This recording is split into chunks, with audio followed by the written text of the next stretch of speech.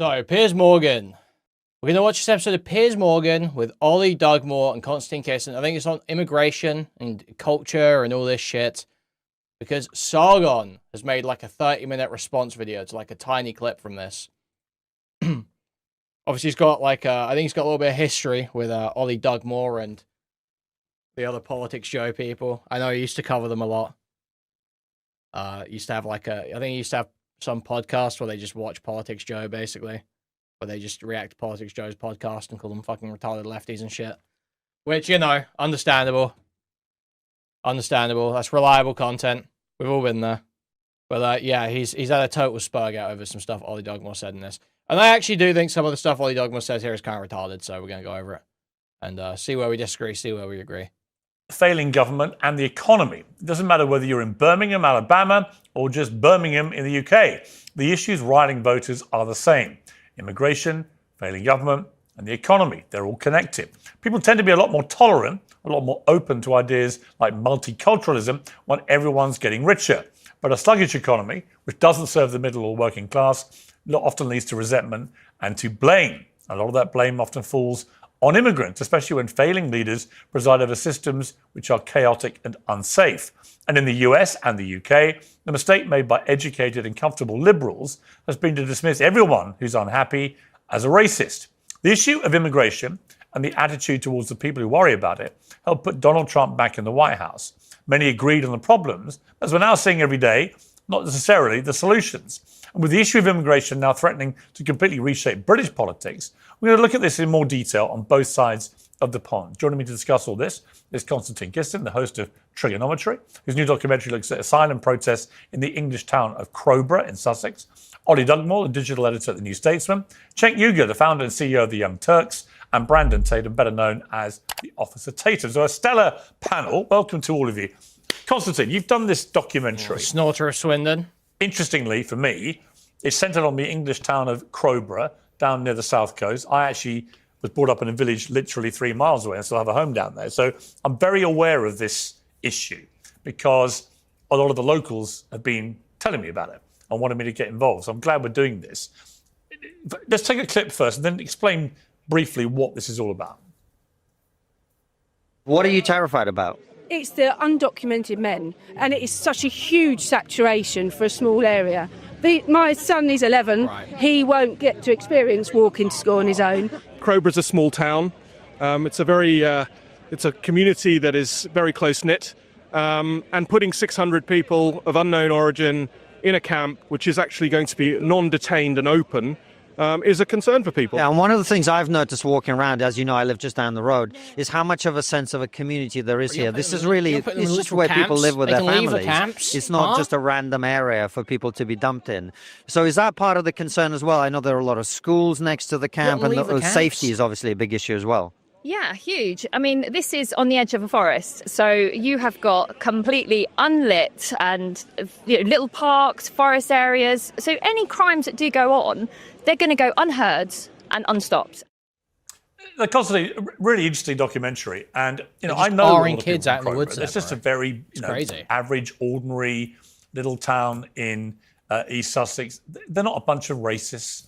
They're not people instinctively, I think, who would have an abhorrence of foreigners or anything like that. But they are legitimately concerned about this sudden invasion, as they see it, of asylum seekers. They don't know who these people are, where they're from, what crimes they may have committed. All they do know is they've just been dumped right bang in the middle of their town. What do you make of this? Well, speaking to people there, I think your points are incredibly valid. And I would also add, I think in your intro, you talked about immigration. We need to disentangle these things. This isn't about immigration. This is about people entering our country illegally, and then us as taxpayers having to put them up at our... You're right. It's not about immigration. It's about asylum seekers, correct. But I don't think they're going to make that correction. I fear that this entire segment may go by without that correction being made. These are not immigrants. Oh my God. our expense. And this is part of Shabana Mahmood, the Home Secretary's plan, of course, to empty the asylum hotels, where hidden in the small print was they would be put on military bases. And when you think of a military base, you think safety, security, it's organized, people are going to be under surveillance. What actually is the case is they can leave the camp, they can walk out of there, they can take the bus, there's a bus stop directly outside, they can take the bus to Tunbridge Wells, which is a town just up the road, they can take a bus to Brighton. And there was a rape on Brighton Beach only a few days ago. 3 men were charged with that rape. They were all asylum seekers, confirmed by the Home Office, all from the Middle East. And that's exactly the profile of the people who are going to be housed in this camp. So when you have a town of 20,000 people where you've got 600 unvetted, unchecked men, all men, being housed in this facility that they can leave at will, no infrastructure in the town, nothing for them to do, you can understand why basically the entire community turned out. It's so funny. Sunday, they say no infrastructure in the town, nothing for them to do, and then they do, like, you know, they get some fucking volunteer to come in and do an art class in the asylum hotel, and they're like, "Why are you giving them art classes?" It's like. And, you know, those conversations you saw, they're representative of what was happening there. This isn't some political thing. This isn't about politics. It's not about right versus left. It's about right versus wrong. And when you put hundreds of young men into this kind of community, of course people are going to be concerned. And not only are they going to be concerned, they are right to be concerned. Right. Oli Dugmore, 400,000 people have sought asylum in the UK in the last 4 years. Nearly 40% of asylum seekers arrive on the small boats, which has been an ongoing crisis down on the southern border. Record numbers will across the English Channel, predominantly from France, since the start of 2025 on previous years, despite the Prime Minister saying he'd smashed the gangs. He hasn't done that at all. Nearly the same amount arrive legally as a visitor or on a work or study visa and then go on to claim asylum. Over 100,000 people in the UK currently live in asylum accommodation, and asylum claims in Britain are a record high, with 111,000 applications in the year to June 2025, with a backlog in the appeal system of more than 50,000 people and a waiting time of at least a year. And, you know, what causes the agitation is over half of refugees remain on benefits 8 years after they are now actually talking about the fact they're refugees and asylum seekers. Okay, we have corrected. There are, for example, 700 Albanian families living in taxpayer-funded accommodation having failed their asylum claim because the UK currently doesn't remove family groups, and so on. So this has been a badly handled. Okay, but you're not going to point out the fact that they're redefining what family means under the ECHR to start that? Okay. Thing for a long time under successive governments, whatever, Conservative and Labour, in my opinion. And I do think it should be able to be scrutinised without everyone who raises a complaining eye or a concerned eye immediately being branded racist. I think it's so unhelpful to the debate. What do you think? Guys, isn't it crazy how Piers manages to land on what the exact centre-right boomer dipshit retard take every fucking time? Isn't it impressive how this guy manages to land on that exact take that his exact audience has every single time? Is going on here? Why has it got out of control? Why can't we run a better asylum system? What do we do about this? Yeah, I completely agree with you, Piers. I think calling people racists basically is not a productive way to conduct this conversation. In my mind, what's going on here is a complete failure of state capacity, whether it's to process asylum claims, whether it's to build adequate housing and infrastructure for people that do arrive in the UK. Top to bottom, it is a story of state failure. In terms of addressing the small boats crisis, my proposal for addressing that is quite simple. I think you should put a processing centre in France. I think people should be able to make their asylum claim there. The French have offered it to us. We declined the opportunity to do so. We can assess whether or not they have a valid asylum claim, and if they do, we can admit them to the UK. They can get on, they can get a job, they can contribute to society, which I think is the ideal that all of us would like. Additionally, if we had that processing centre in France, you've got a pretty good idea then that if someone doesn't want to submit an asylum application... So pretty good contribution, I'm not going to lie. I haven't heard any... serious discussion of this before. I knew it was a thing that was offered at one point. I don't know how much of a difference it would make, but it's a decent policy suggestion, having a processing center in France, stopping the small boats. Yeah, being like, yeah, if you want to apply for asylum in the UK, you have to do it here. Tries to cross the channel in a dinghy, you've got a pretty good idea of whether or not they're trying to get here with a legitimate claim to asylum or not. So that would be my approach to resolving it. Cenk Uygur, in America, it's been very interesting watching what's happened under the Trump administration. So the big tick in the box that most people can, I think, sign up to with approval is he's pretty well shut the southern border down to illegal immigrants coming in. From various reports, it is estimated that as many as 10 million, maybe more, came over that border in the 4 years under Joe Biden. We don't know the exact number, but broadly speaking, most Americans I've talked to approve of that, of Trump stopping that happening. They also approve of people who are in the country undocumented. If they commit a crime unconnected to their status, to their immigration status, then they should be deported. Most Americans agree with that. The flashpoint in America has been the extra step through these ICE agents going around places like Los Angeles, picking up undocumented people, seemingly often on a whim or a suspicion, and those people being removed from the country, even if in some cases they've built a family there, they've had kids there, they contribute to society, they're paying taxes and so on. So I think there's been some big wins for Trump on this issue of illegal immigration in America, comparative to his previous administration under Biden, but also this contentious point as to whether if you're in a country illegally, whatever life you've built for yourself, however long you've been there, the state should still have the right to just pick you up and throw you out. Today's show is sponsored by Oxford Natural, makers of the Optimum Day and Optimum Night all-natural supplements. Yeah, first of all, you're all racist, and I cancel all of you. Okay, so no, nobody's talking about that anymore. Okay.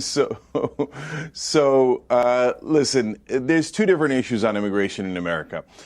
First is, are we allowing too many immigrants in? So let me give you some context on that. For the first time since the 1960s, Dude, the number of Nigel Farage shills gold coins. It's crazy, man. One of the really big benefits of buying UK gold coins is they are capital gains tax free. Now, what the government have done, they brought the limit down from over £12,000 to £3,000 a year. Any capital gain over £3,000 a year, you have to start paying capital gains tax.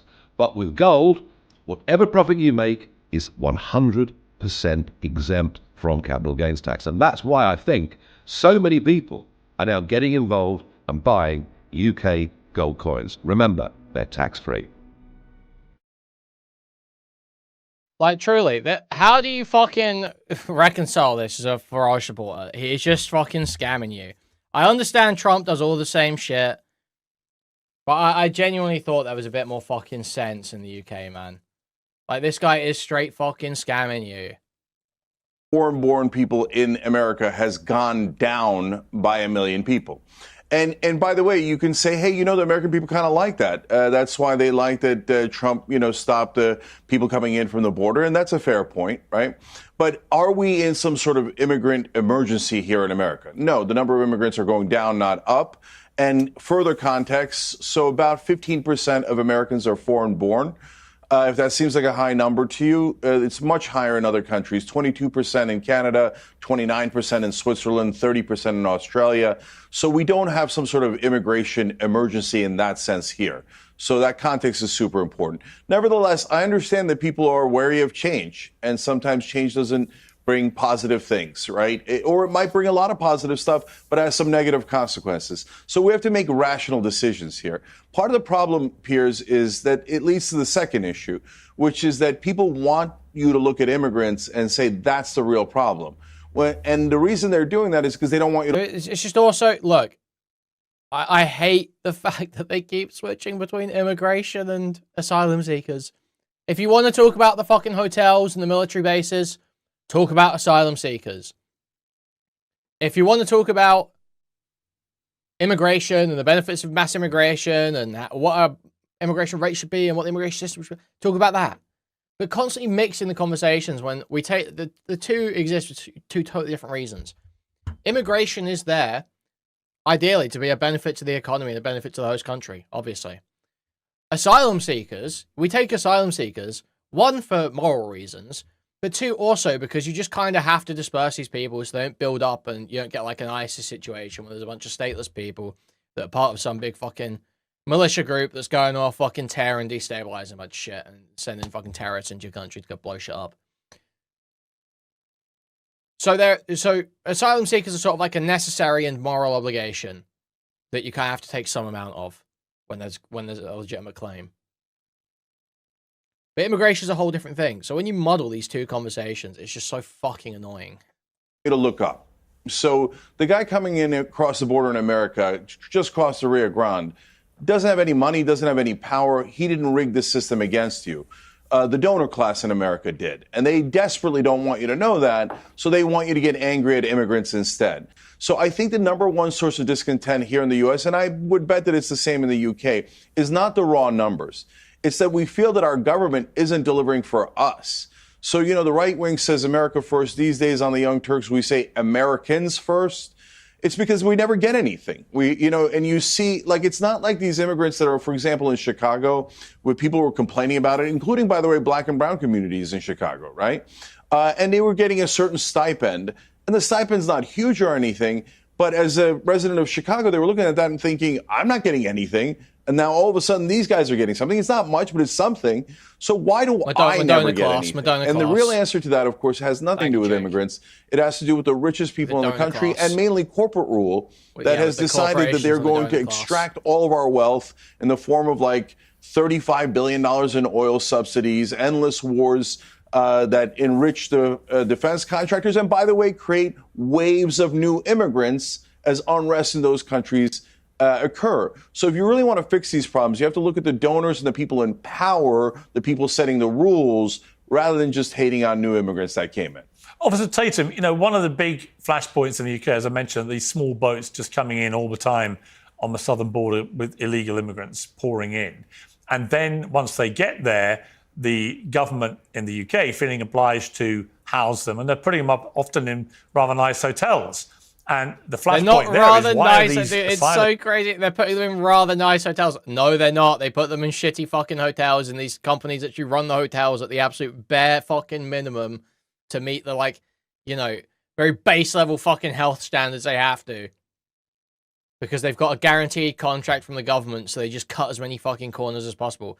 It's not like these amazing accommodations, dude. It's so fucking stupid that people try and say this. Asylum seekers, many of them, they all claim to be, but they're not. Piers would top himself after 6 hours in a Holiday Inn, not even a full night. 3 hours in a Holiday Inn, if I can Premier Inn.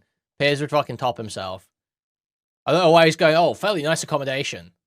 Shut up, man. Give her the rest. Seekers. For example, a year and a half ago, they discovered 15,000 of the year total number who come in on the small boats actually turned out to be young, economic male Albanians from Albania, which is not a war-torn country. So they weren't genuine asylum seekers. They were economic migrants seeking a better life for themselves. Nothing wrong with that, but they needed a proper process of going through the legal way of getting in.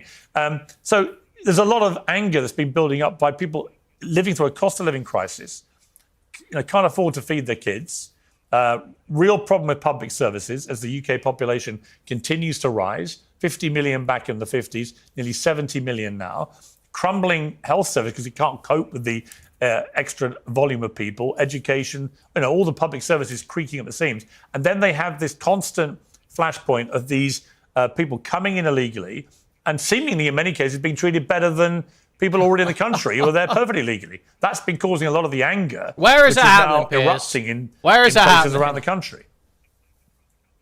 Yeah, it's the same thing that's happening in the United States of America. It's a lot to unpack here. The government is a fraudulent organization when it comes to this illegal immigration stuff, and most of it is from the Democrat Party.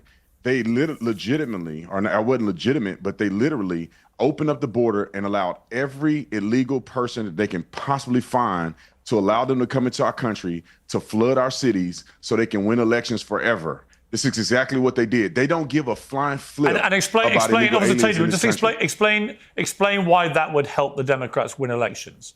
Well, when you get an influx of people into certain areas and then you give them amnesty, which is the ultimate plan, now you have more electoral college votes. Now you have more Congress representation.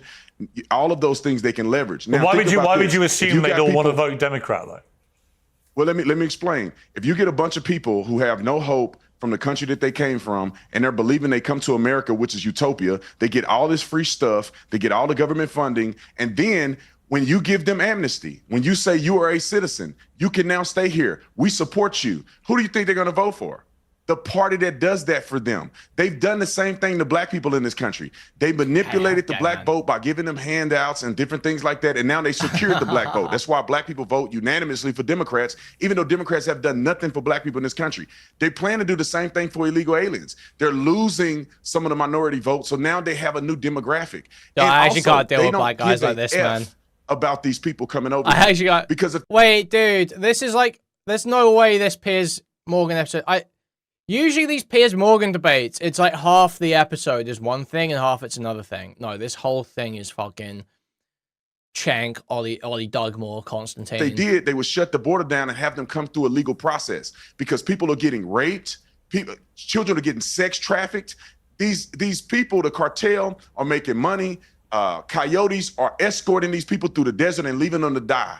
So it's a shame that our government is doing this. And it's not just a minor inconvenience for the American people. We're talking billions of taxpayer dollars spent on housing these people. And they're not just coming over here for a better life. They're unassimilated. They do not want to be a part of America. They want to do their own thing. Their culture is very different than American culture. They're raping people and doing a lot of other things. Now, let me clarify this because I don't want people to take it out of context. It's not every illegal alien that's... No, just a disproportionate amount. What other group disproportionately? I'm not even going to do it, man. It's just like, what are you saying, bro? What are you saying? Doing this, but it is enough to be an issue. And we shouldn't even have an issue with this because if you came here illegally, you shouldn't be here in the first place. I don't care if your grandma, nana, whoever it is, built a life here. You built it on illegal terms. You're black. That's like me breaking in your house, Piers, and I'm living there. And all of a sudden, I start cooking in your house, and I have a kid, and now my kid live in your house. Somehow, I'm afforded all of the amenities that you've built. No, that don't work like that. You got to go home. You got to get out of here. You should have never been here in the first place. All right, Konstantin, you wanted to get in there. Well, there's Black American cop talking about violence against women. Miss me, thank you. A few things that both Cenk and Brandon, the few points that they made, I think are relevant but different in the UK, in particular this Crowborough protest that I spoke to people at. One of the things they were very keen to emphasize is there are hundreds of Ukrainians living in the town or have been living in the town over the last 2 or 3 years, within families, within homes that people welcome them in. But what they're saying is there's a big difference between women and children fleeing war and people who get on a boat in France, throw their passport or their ID in the sea, and then get here and a single man being housed, unvetted, unchecked, etc. So, well, again, I think it's very important. The conversation's been about immigration. This is not about immigration. Both the United States, where I spend a lot of time, Brandon and Cenk have both been on my show when we've been over there, right? You guys both know this. America is the most pro-immigrant country in the world that I've ever been to. UK, probably second or third in terms of some other places that you might compare it to. These are welcoming countries that we live in. We welcome people to come here, start businesses, be contributors. But when you come to this country and you are someone who's deliberately broken the rules in order to get in here, we're right to be suspicious of you, and we should be keeping these people under lock and key so they can't go out into the local community and threaten and menace women, children and residents, elderly residents. And in Crowborough, the place I filmed, do you know that you probably know this, Piers, the police station. Okay, Konstantin. So you want these people kept on looking... Okay, how much is that going to cost? So you want detention centers for all illegal immigrants asylum seekers. How much is that going to cost? I'd love to know. I would love to know. There is unmanned because it's such a safe place. Now, what happens when you've got hundreds of people running around who you don't know what they are and they've got nothing to do? You've got big problems. It's like billions, by the way. It was like, what was the costing? It was like either 3 or 30 billion for the detention centers that Nigel Farage wanted to build, basically. It just ain't fucking happening. Ain't fucking happening. Building up because of that. Just nothing of the fact, yeah, we've got the same problem that Brandon mentions in the UK, where at one point we were spending £1 million a day on hotels for illegal immigrants. And the cost of housing on these military bases is basically the same. ExpressVPN is the cost of what? Not compared to detention centres. You've got big problems building up because of that. Just another of the fact, yeah, we've got the same problem that Brandon mentions in the UK, where at one point we were spending £1 million a day on hotels for illegal immigrants. And the cost of housing on these military bases is basically the same. Oh, same as the hotels. I don't think that's quite true. And yeah, but how much would your solution cost? Way fucking more is the answer. Way, way, way fucking more. Yeah, I mean, that's the problem. I mean, although it is an illegal immigration issue, what we're talking about here, there's also been a massive legal immigration issue, Konstantin, in the UK, where a year or so ago, they worked out nearly 1 million people in terms of net migration for the year had come into the UK. A lot of it was obviously Ukraine and a lot from Hong Kong and places like that, but a huge number of people, like I say, into a country already creaking at the seams in terms of its ability for the public services to serve the current population. Again, all that does is create a lot of tension. And it turned out the biggest problem was not bringing in like highly skilled people who can contribute well to society and so on, who you want to bring to a country, any country. But they were allowed to bring a huge number of dependents with them. Families of 5, 6, 7 people were coming in with each of the people allowed in. That was actually the big problem. But if you start rising the population of the UK by 1 million a year, very, very quickly, you're going to see the problems we've been seeing massively exacerbated. Well, let me make just a very brief bit of context, give a very brief bit of context that I think sets the UK situation in a very clear light. We had the Blair government, and 13 years of the Labour government then, and then it got worse under the Conservatives thereafter, as you made the point. Under one government, we had more people come into this country than had come to Britain in its entire history. Since the Battle of Hastings in 1066 up until 1950, the number of people that came in under Blair and Brown was... Because we have an aging population, Konstantin. And we need a broader tax base to share the tax burden that is created by having a bunch of fucking old people who demand to be given literally everything on a fucking silver platter. That's why, Konstantin. Rebuttal? Rebuttal? Engage at all? Oli Dugmore, surely going to bring up the obvious points here? Higher than the total over 1,000 years. And that was mainly from Eastern Europe. Yeah. Right? So this wasn't a question. This is why when the genuine racists get into this debate, which is always an unfortunate side effect of it, they often come at it from a skin colour perspective. It's the brown and black people that are the problem. Actually, as Konstantin just rightly said, in the first part of this century, it was opening the floodgates, quite literally, to a lot of people from Eastern Europe who were white. But that was what caused the initial big problem, I think. I agree. And I think you then add on top of that the subsequent Conservative governments, which then opened the floodgates to the rest of the world. And so we've got this cumulative problem. And look, it's very important to say, I mean, there are differences between different groups of people. And so, you mentioned the racism point. Well, we've had tens of thousands of Hong Kongers come in.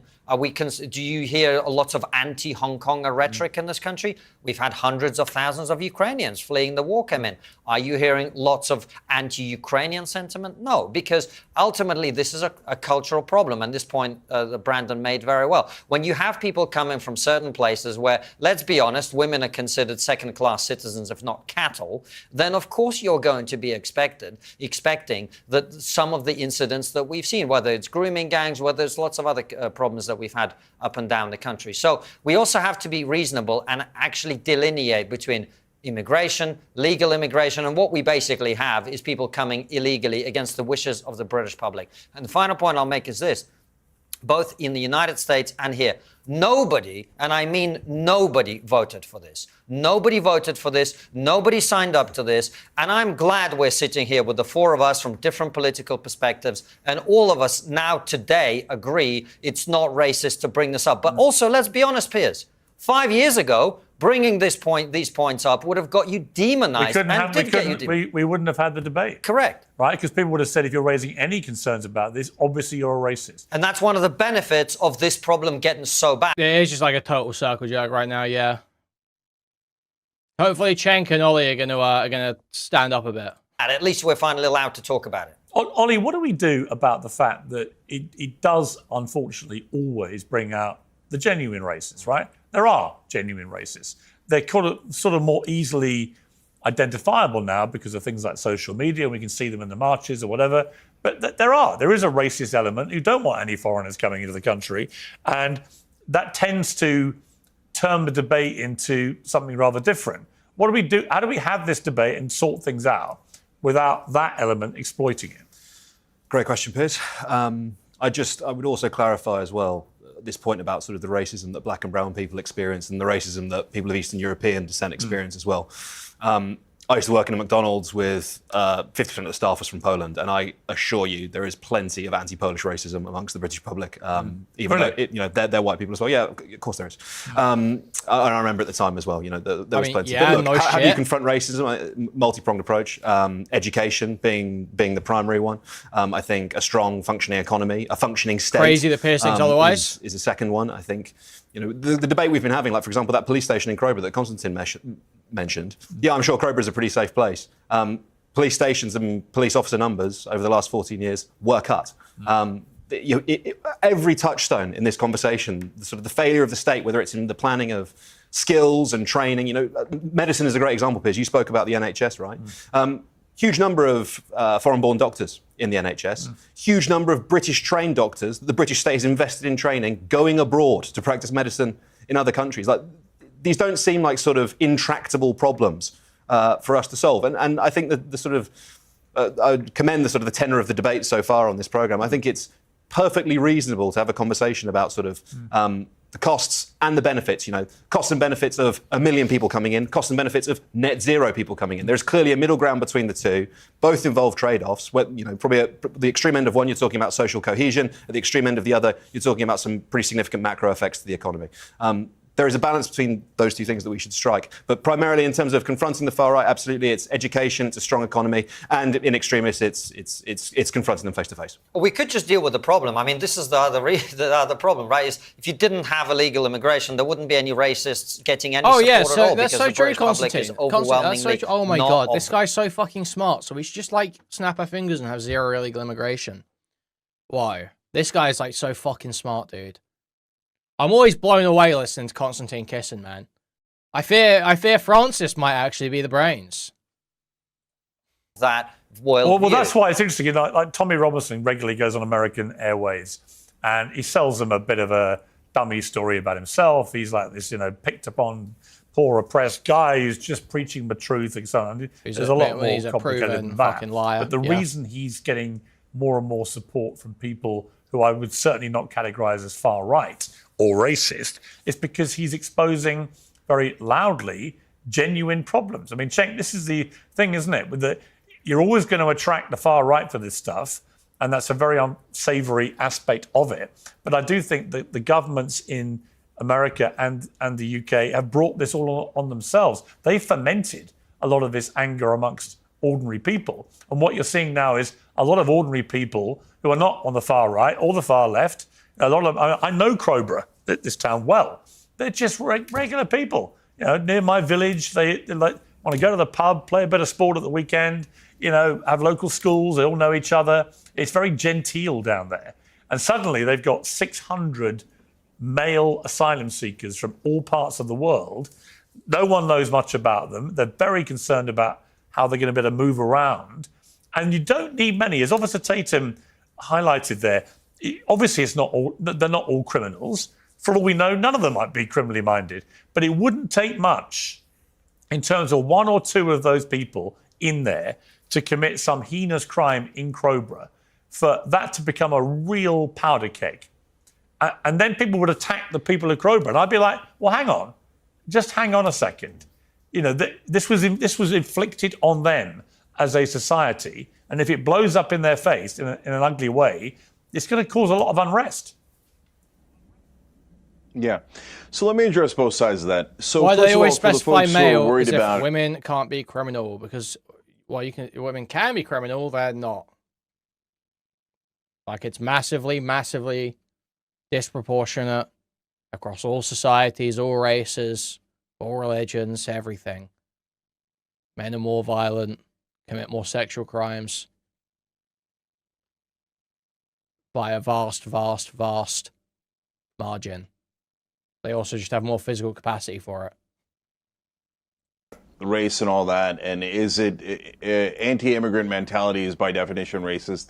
No, because I can give you examples from other countries again. And for example, in Turkey, they took in a ton of Syrian immigrants and Afghan immigrants because of the wars there. And a lot of the native Turks were pissed. They didn't want it either, right? Well, So, Germany. I mean, in opposed. Germany, it cost Angela Merkel her job. She let 1 million in, mainly from Syria, and ultimately that was one of the main reasons she got kicked out. Where I'm from, chips are called crisps, and our chips are actually what Americans call French fries. But that's not really my biggest problem. Have you ever actually read the label? Great, thank you, Piers. And look, it's a natural thing that happens that, number one, people are used to their way of life. And when things change a little bit, they get discomforted by it. So I understand it. It's a natural reaction. And at the same time, especially when your government doesn't deliver for you, as is happening in both Turkey and the UK and America, people get frustrated and go, why doesn't our government ever represent us? And now we've got these new folks in, and they might be getting a nickel and a dime, but it's a nickel and a dime more than I'm getting. So that's why that frustration happens, and I understand. And I'm an immigrant, and what I would say to the immigrant community is, and most of us are overwhelmingly grateful, right? And so look, for example, we talk about all the Eastern Europeans that came in the biggest wave of immigration to the UK. My guess is that Konstantin's family came from Eastern Europe at some point into the UK. Right? But Konstantin's grateful from what I've seen. I'm grateful for America, right?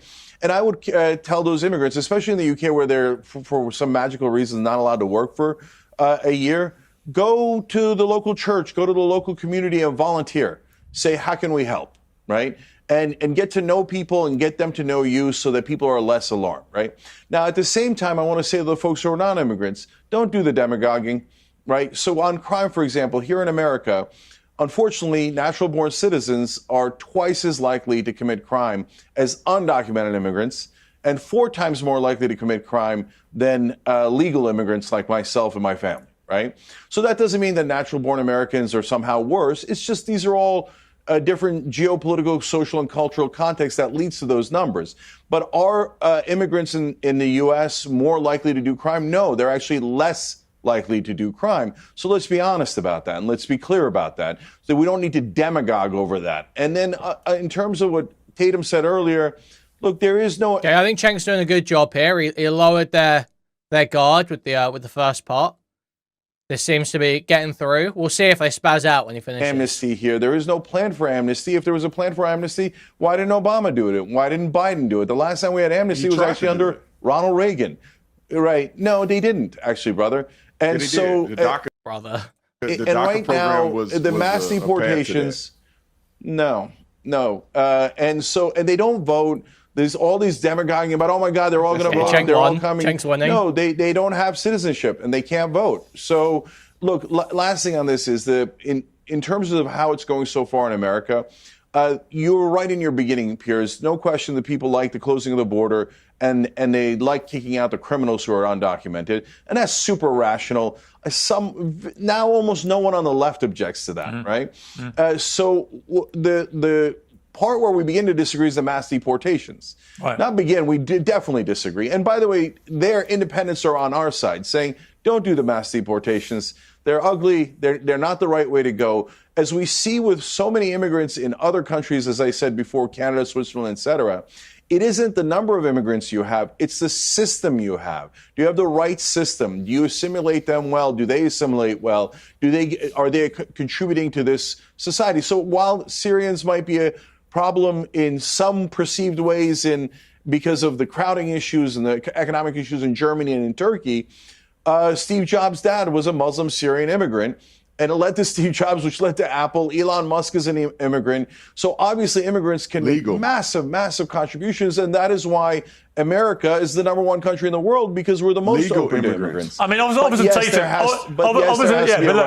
let me just repeat my favorite comment at this stage of these debates, which is that the biggest deporter in American presidential history per year that he was in office was Barack Obama, who deported over 3 million people in 8 years. He was known as deporter-in-chief in Mexico. He was the biggest mass deporter of them all. The only difference is the liberal world didn't care. If I asked any of my liberal friends in the last few years how many people did Obama deport, they had no idea. It never crossed their mind he might be a mass deporter. Everybody in Mexico knew how many he was deporting because it was on an industrial scale. So there's been a lot of hypocrisy politically about this. And I would say in the UK that the cross-party reality. The thing is that it's not just about deporting people. It's about how you're doing it, right? I don't know, I'm not like crazy clued up on how all the deportations were done under Obama. Obviously, I wasn't like, super politically interested when I was fucking 10.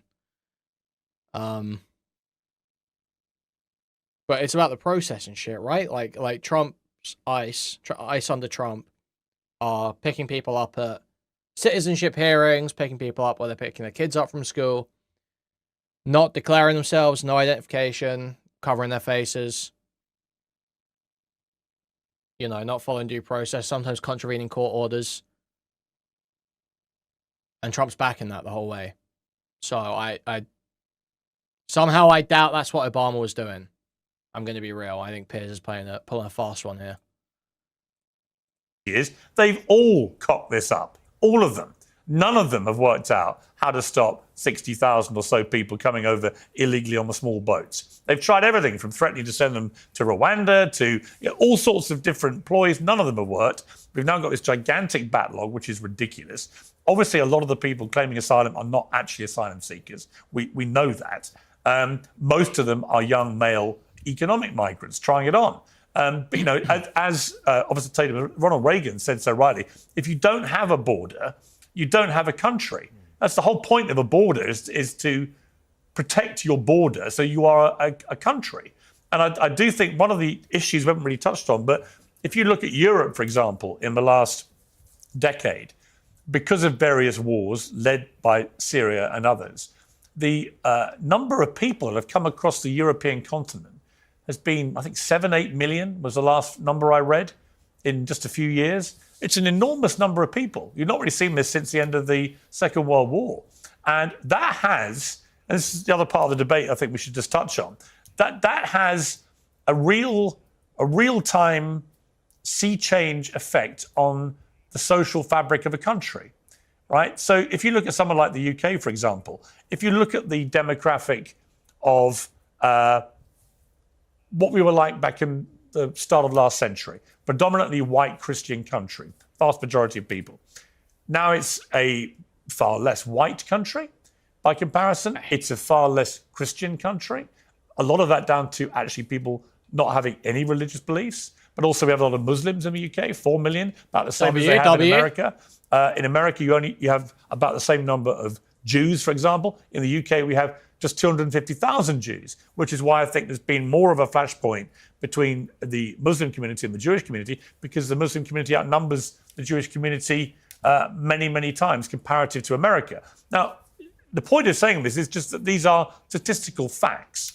And I was having a debate with Tucker Carlson, which is going on his show later today, in which we were talking about it. He thinks this is a really bad thing. I was defending it, saying the UK in particular, like America, has always been an extraordinary melting pot of cultures and faiths and skin colours and everything else. And I like that. I live in a high street in West London. I walk down pretty much every store, every service place, every hotel, every restaurant has a multicultural staff. I like it. Right? I've got no problem with it. But are we creating a problem in 20 years' time if we carry on down this route? Does it matter? Do you stop being England, for example? It's just what Tucker Carlson was arguing. I argue strenuously, no, we don't. Piers sees the Blair ad. That's what Piers sees Britain as. He sees the Blair ad. He sees, black woman coming over with flowers. But there's no doubt the country will look very different in 50 years' time to what it did 50 years ago. Yeah, Piers, I think there's a big difference, and we got to delineate between the two. There's a difference between immigration and illegal immigration. The people that are coming out to our country illegally are committing a crime. If you come into our country and you sneak past the port of entry, and you go up under a fence, you committed a crime. You should be prosecuted for that crime. The fact that we let it go on so long is the reason why it's been exacerbated. And if a person they think it's just being allowed to go on. Like, no one does anything about it. No one cares. You don't, like, it's almost impossible to have zero illegal immigration. It is impossible to have zero illegal immigration. It's going to happen. It's going to happen. It's inevitable. Unless you're literally going to, like, you know, spend huge amounts of money on a defense budget to, like, fucking shoot people at the fucking border. Like, you're going to have some illegal immigration. It's going to happen. Person comes into this country and they seek asylum and they lied or they didn't show up to court, they should be deported. That's according to the law that we have on the books. And let's go beyond that. I do push back on this idea that because America is less white, somehow it's going to be less American. America is not a race; it's an idea. So that's what I believe. Just to be clear, but Tucker Carlson and people like him, they get very nationalistic about this, right? And they say that that culturally, if you invite too many people from other cultures into your country, that you lose your own identity and culture as a country. What do you say to that argument? Well, Piers, I think that same people understand that it's not about color, it's about assimilation. Mm-hmm. There is no difference between an American that is black and an American that is white because we both believe in American values. What happens is when you start getting people into this country that do not make a vow to assimilate to American values and our Constitution and our way of life, that's where the problem happens. And unfortunately, one of the closest countries to us is Mexico and South America. And so a lot of people are coming over that just so happen to be of that demographic, and they're not abiding by the American values. Mm-hmm. And that's why you see a color change.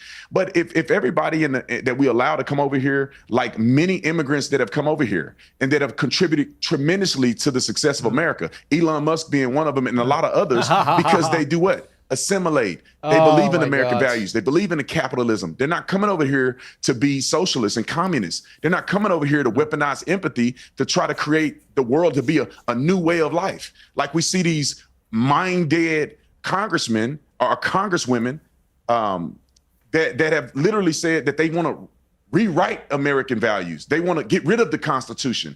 I mean, these things are an apparel or are negative to the American culture. I mean, the Constitution, the Constitution, it's interesting as we approach Thanksgiving, but the Constitution, you know, I think there's often a misunderstanding about it. It's not some sacrosanct, untouchable document. There are 27 amendments to the Constitution. It's been amended many times. There's no reason. In fact, the Founding Fathers made it crystal clear it was a document for the people. Right, and they implied there should be natural evolution, that the people of the moment should determine the way the country is run. And I do feel sometimes that some Americans get very strict about the absolute tiny wording of the Constitution to explain and justify whatever it is they want to do, without any sense it can ever evolve. I mean, all documents like that should be living documents, shouldn't they? Piers, that could be true, but we have never gotten rid of the Constitution. We've made amendments to the Constitution. Yes. That means we've improved upon. That's what I mean. We don't get rid of it, and I think it's right. Of course, the 13th Amendment, the 14th Amendment, the 15th Amendment were all valuable amendments, right? To eliminate slavery, to get and actually for the citizenship of black people. It wasn't the anchor baby stuff that they're doing today. It was actually the citizenship of black people and the right for black people to vote. So the amendments, as we grow and evolve as a nation, and you know what I'm saying, we fulfill the promises that our founding fathers had. Yeah, it wasn't any of this nonsense for like these other minorities. It was for me. It was for me. Their intent with the document is something that I support, but to say we need to rewrite the whole thing. I don't mean that. I don't mean that. I do think there's a good argument. In our country that feel that way. I don't think that at all. But I do think the founding fathers made it clear that Americans in any given moment they could evolve the Constitution. Hence the fact there have been 27 amendments. In other words, nothing should stay still forever. If the country changes, if the way of life changes, they wanted the ethos of the Constitution to continue. Okay, this sounds like they're just like running defense for Trump breaking the Constitution. Like, yeah, but you have to actually follow the process to amend it. You can't just go crazy. But the exact way it gets framed and how it is utilized could evolve. Hence the amendments. There's a democratic way of doing that, though, and this is kind of the point. How is Konstantin the one saying this? in terms of everything that we've been discussing in this conversation, right? The way you amend the US Constitution is by having a democratic process to do that. Illegal immigration, in the way that we've been talking about it today, as I made the point earlier, is something nobody voted for. Nobody voted to have an open border. Nobody voted. And you've got to understand what has happened in this country. Like, what is he even saying? Okay, now what does this even mean? Nobody voted to have an open border. Yeah, sure, there was never a referendum on should there be an open border. As far as I understand, there's never been an open border policy in America. Now, there has been lacking funding for enforcement of the border. There has been issues with enforcement of the border, for sure, from what I understand. But why would there be, the idea that because there's illegal immigration, that there's ever any illegal immigration, that means there should have been a vote for it? Like, no, it's a thing that happens. It's a crime. You don't vote for individual crimes to happen, Konstantin. That's not how anything is voted on. That's not how democracy works. Are white people in England being replaced? This Turk and this pan-headed Irish monkey man say yes. Bulging Thank you black for guy with the non-threatening demeanor. Do you have any thoughts? Thank you for the 1337, Jimbley. Thank you.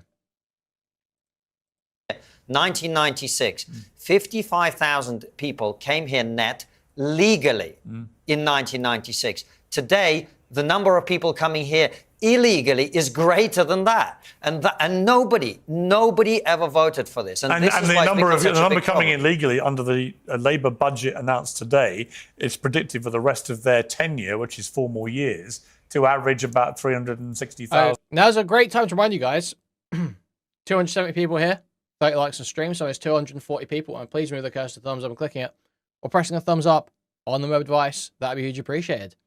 If you want to take your support one step further, you can donate directly through the Stream Elements link in the pinned chat message. You can also buy a membership to the channel, gift a membership to the channel, gift a whole bunch of memberships randomly throughout the chat. Buy a super chat, which will highlight a message or read out on TTS, or buy a super sticker. Thank you for the 27.99 Canadian, 28 Harjit. Huge appreciated. Huge appreciated. Thank you so much. Thank you so much. Yeah, buy a super sticker, buy a super chat, which will highlight a message to read on TTS. Buy a super sticker, which is a YouTube image or GIF. We'll highlight in chat and I'll subscribe it to you. You can go to discord.gg/Kuihman, twitter.com/Kuihman, or reddit.com/r/Kuihman. Thank you, thank you, thank you. A year, I think, and actually goes up in the next few years. So massively different to what it was like when you first came. Because to say on that wider point that Tucker Carlson and many like him have started talking about, which is countries losing their identity culturally. What do you think about that? I think that America is unique in that way, in that it seems to me as a visitor, and look, it's up to Americans to decide how they see their country, of course, but as someone who loves the country and visits there frequently and spends a lot of time there, I do think the idea that America is an idea seems to me to be how Americans behave. I think that is not true in Europe. I think that European countries do have a national identity, a cultural identity, a religious identity, and I think that if Britain was filled with people who were of a completely different religion and a complete... Okay, guess what, retard? The culture of Britain is not fucking kings and castles and fucking, the church and all this shit anymore. That's just not how people behave in Britain, if you're going to talk about how people behave about their culture. It's just not how people behave in Britain. Everyone's not going around fucking, showing fealty to the king. In fact, a lot of the... even right-wing, quote-unquote, patriots fucking hate the monarchy now because they're too woke. So, the culture of Britain is not anchored around like this, God, king, and country. Yeah, it is not, no one behaves like that. People don't behave like that anymore. It's drinking and domestic violence. Drinking is definitely part of it. Drinking is absolutely part of it. And you'll see it in those. We watch those videos. Thank you for the $4 Canadian mainstream broadcast. Huge appreciate with the hippo character gasping. Huge appreciate. You see it in those videos. Them going around in these little towns where they're crying about immigration. They're like, "Oh no, the immigrants coming to the pub," and that's their mark for assimilation, is whether the immigrants come into the pub or not. So yeah, a huge amount of it is about drinking. It would be foolish to say that the king has nothing to do with British culture. Obviously, there is some, superficial, surface level. Yeah, we like the ceremonies and and when the king comes to visit a fucking, you know, town you're close to or whatever it be. You know, people find that stuff exciting, people like that. But there is not like a constant fealty to the king. People don't behave that way. People don't behave in like a Christian way. They're not like constantly worried about the church and what the fucking Archbishop of Canterbury fucking thinks or whatever the fuck, you know. Nobody cares. Nobody cares broadly. That's not how they behave. It's like drinking and EastEnders and the BBC and fucking David Orban. And you know, that's just how it is. It isn't about like to do this whole thing of leaning on being white and Christian. No one acts like that anymore. No one treats that as like this huge important thing. Only like a niche set of quote unquote patriots. Yeah, and we weren't fucking properly Christian anyway. Like, come on, like literally left the Catholic Church because Henry VIII wanted a fucking divorce. Massacred a bunch of people, changed their whole religious thing, came up with like a national version of Christianity. So I don't mind the churches, you know, I like some of the cathedrals and shit. It's cool. It's cool history. But it does not anchor how people behave about their country today. You know, culture evolves over time. Culture and values do evolve over time. Yeah, it's not like we all yeah, if we were to be keeping, if we were to keep it stuck at base level, then we would all still be like, you know, fucking serfs, right? Like we were keeping culture and values in their base form and not allowing it to evolve ever. And religion and the monarchy do not occupy such a central part of British life anymore, which is not the case.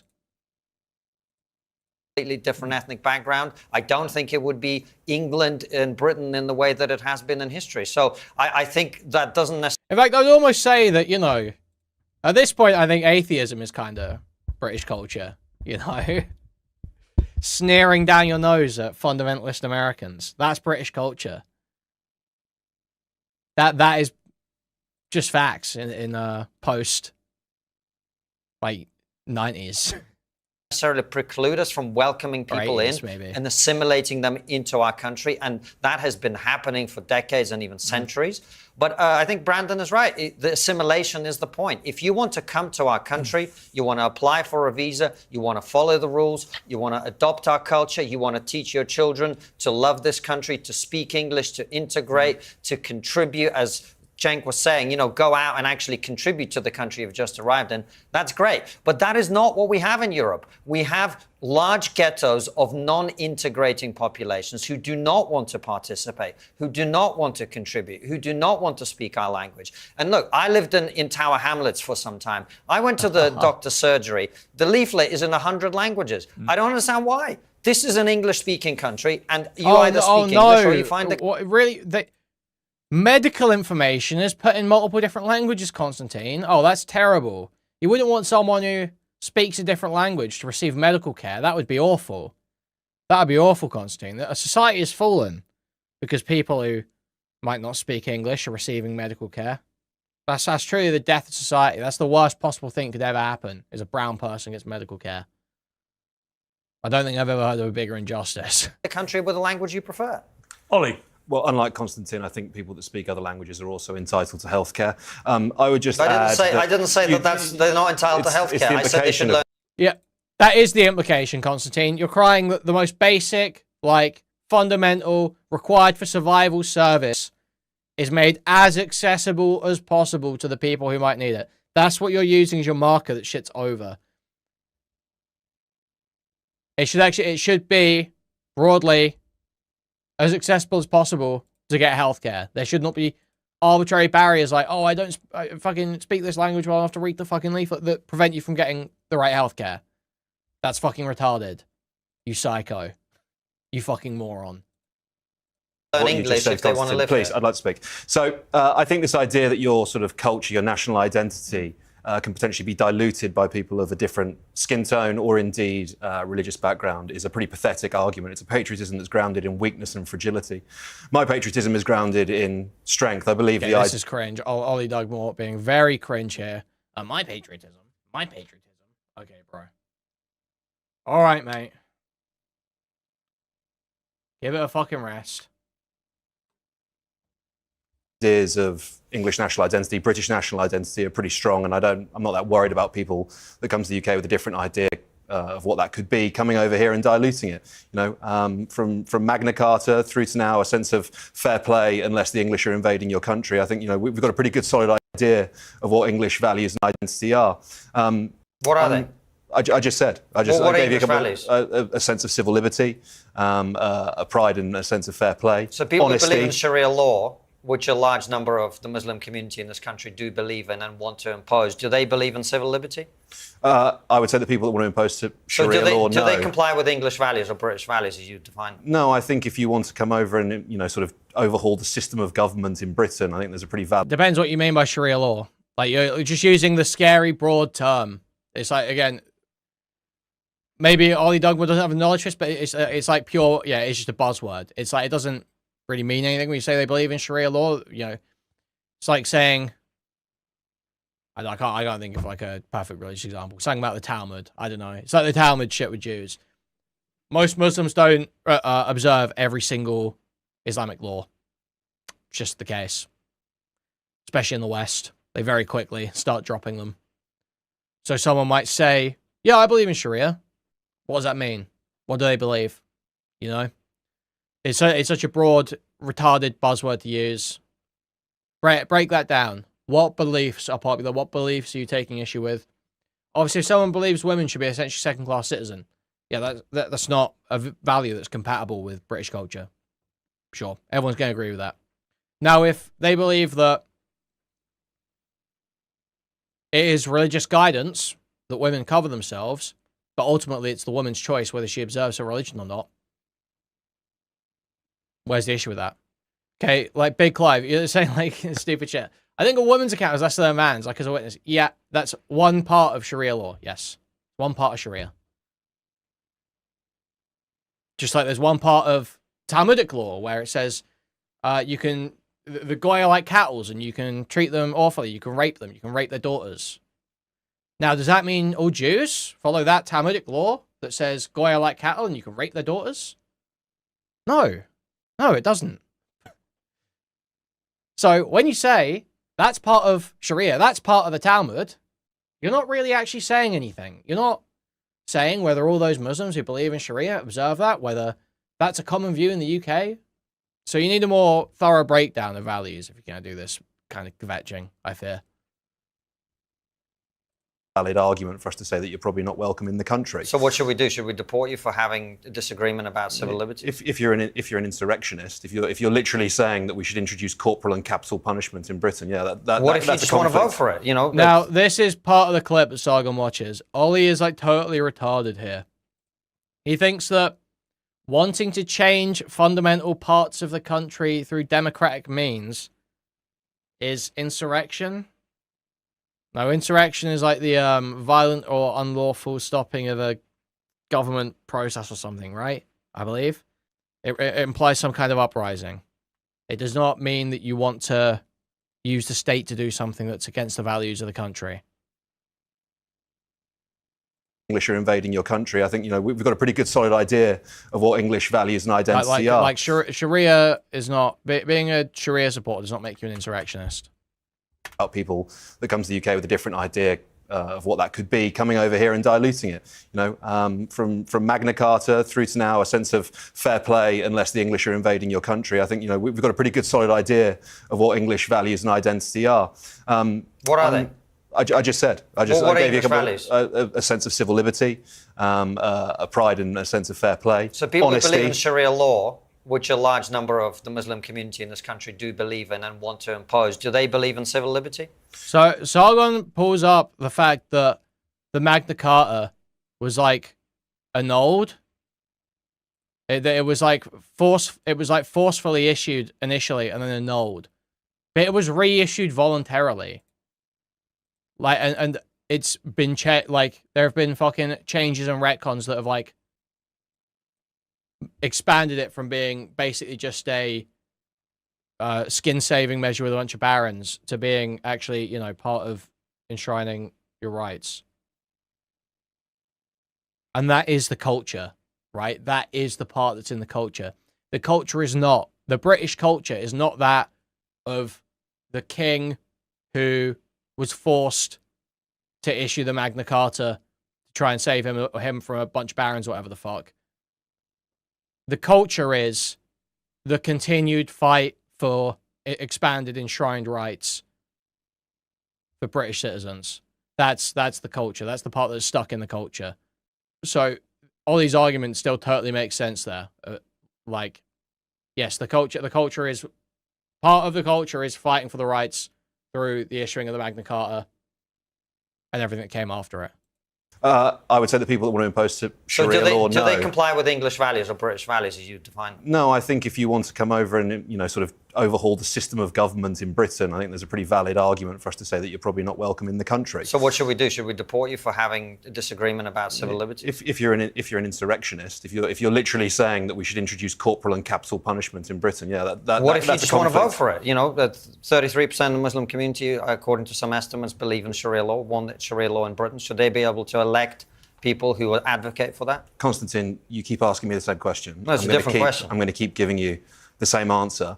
My idea of what I've just told you. Should we deport people who want Sharia law? That's what I'm asking. If you want to overthrow the system of government, I impose Sharia law instead of secular democracy. Yes, I have a ginormous problem with that. Additionally, I have a ginormous problem with the British head of state being a religious figure in King Charles. I have a ginormous problem with a permanent fixture in our legislature being religious representatives. There are only two countries.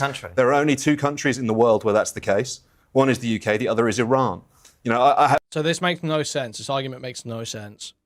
This is like retarded. He thinks if you believe in a value system is opposite to the country you live in, you should be deported, and that includes anyone who's supports Sharia law, but also, I guess, monarchists. But he's a Republican. But we're in a monarchy, but he shouldn't be deported and the monarchists should. I'm totally lost what the argument is here. I feel like he's been worked into a corner because he doesn't want to say, no, I won't deport people who want Sharia law, when that is the obvious position. That is his position. You don't deport people for, like, thought crimes. You know? Unless they've got, like, some visa agreement that is contingent on their speech and they step outside of some speech limit, then what is the grounds for deporting someone just because they support Sharia law or support capital punishment or support the monarchy or support republicanism? That makes no sense. If they tried to overthrow the government, or if they plan to overthrow the government in an insurrection, in an insurrectionist act, then yes, it would make sense to deport them. But how, under any liberal reasoning, would you justify deporting someone simply because they support a different form of government? What fucking sense does that make? I have problems with both of those things. I want us to live in a secular democracy. What happens between you and the man that you think exists in the sky is your business. But still, the vast majority of people in the UK identify as Christian, just under 50%. The next highest in terms of faith is actually non-believers completely, about 35%, I think. And then you're down to like sort of 5% Muslim and then down to the other religions. So, you know, it's still a predominantly Christian. Of those who have a faith, we are predominantly a Christian country. So there shouldn't be intrinsically, by that criteria, but it's not just that. Too much of an issue of the head of the church being the king. It's not just that. We'll just walk around London. The entire architecture of this city is Christian in its every definition. Everything about this country has roots in Christianity. Now, that is not to say that everybody must be Christian. And I certainly haven't been Christian for most of my life, and I don't even know if I'm Christian now. My point is, even when I was an atheist, I still thought it was a Christian country, because it is, because that's a fact. Is he doing like a pseudo-religious grift now, bro? To see it with your own eyes. So I don't understand the squeamishness about saying it is a Christian country, and in my view, should remain so. It's called the Enlightenment. I'm a fan of secular liberal democracy. Well, as we approach Thanksgiving, we've got to wrap things up. But Cenk and Brandon, you're over there in America. I just feel like the one thing you could do with immigration in the United States is have a massively higher influx of British people, because ultimately you all speak English over there. You all are jealous of our accents, and if it hadn't been for Mad King George, who was useless, then we would still have a monarchy in America, and we could well have King Piers. And I think that would enrich your society immeasurably. Wow, thank you, Piers. That was designed to achieve the unthinkable of bringing Cenk Uygur and Officer Tatum together. In silence. Okay. Well, Piers, you don't turn me anti-immigrant by threatening us by threatening us with more British folks. Look, I do want to say the last couple of things real quick. So, look, America is different than the other countries. I get it if France or Germany or even Britain says, hey, we got to determine what it means to be French, what it means to be German. But in America, as we all agree, America is an idea. It's not a race, a nationality, ethnicity, or religion, right? So, but at the same time, it's fair to ask people to buy into that idea. We all agree, of course, the Constitution can be and should be amended from time to time. In fact, we should get money out of politics, and the best way to do that is an amendment. But if somebody comes over here and says, I just don't even believe in your Constitution, well, it's okay to say that, no, well, then this is not the country for you. But that almost never happens, guys. And so for the folks who say, well, how about Sharia law, et cetera, I interviewed Pastor Wilson, who's a well-known Christian nationalist. So he wants to turn America into something it isn't today. He wants it to be ruled by a religion. And when we say Christian nation, if you say America is majority Christian, that's obviously true, right? If you say America should be ruled by Christianity, that's a different comment, right? Then if you mean that by Christian nation, then I don't agree at all, right? But by the way, Pastor Wilson is a Christian nationalist, which is not what we are here in America. But and then hopefully heard about this issue. Dragging. Which is Oli Dugmore talks anymore, so we're going to watch this argument.